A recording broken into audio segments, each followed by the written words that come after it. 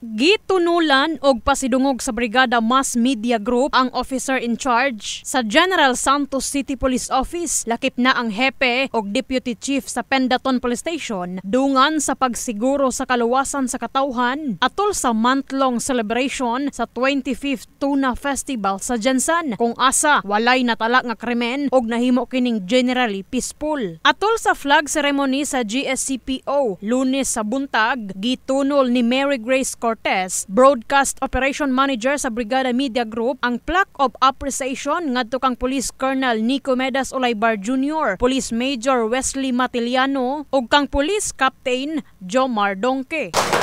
From his effective leadership and supervision over the SCPO personnel, the festival celebration were no crime incident recorded. Even this 25th day of September 2023, Police Office signed Elmer Dicadol was Chairman, Brigada News Jensen.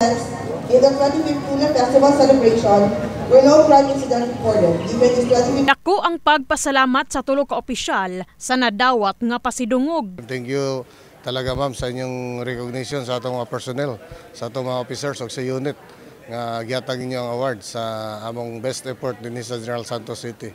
Rest assured na magbuhat kami sa among mandate o do more pa mi para sigurado gyud nga protektahan ang atong mga tao. Gani, sumala pa sa hepe sa Pendaton Police Station. Nagpasalamat ibig dako in behalf sa personahe sa Police Station 1 o sa whole GCPO.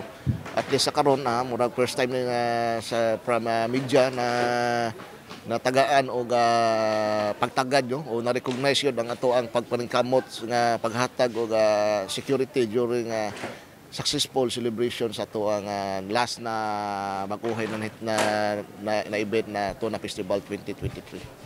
Kami nagpasalamat nga gitagaan nila o bili ang pagpaningkamot sa inyong Police Station 1, inyong kapulisan, pinaagi sa panguna sa among City Director. Samtang butsyag sa Operation Manager sa Brigada Media Group, naghatag taog kani nga plaque of appreciation sa ato ang kapulisan, the person of Police Colonel Nicomedes Olaybar, ang atong officer in charge sa General Santos City Police Office, isip pag-appreciate o pag-tanaw nato no sa ilahang effort sa pagbantay sa seguridad sa atong katawhan diri sa Jensan, especially katong baguhay lang na human nga Tuna Festival nato. Lakip sa mga gipasidunggan isip unit performer sa General Santos City Police Office, mao ang Police Station 2 sa pagdumala ni Police Major Carl Jason Baynosa og Police Station 5 ilawom sab sa liderato ni Police Major Ayan Bagut. In the heart of changing lives, kini si Brigada Enami Mugpon sa Brigada News Jensan. Brigada News.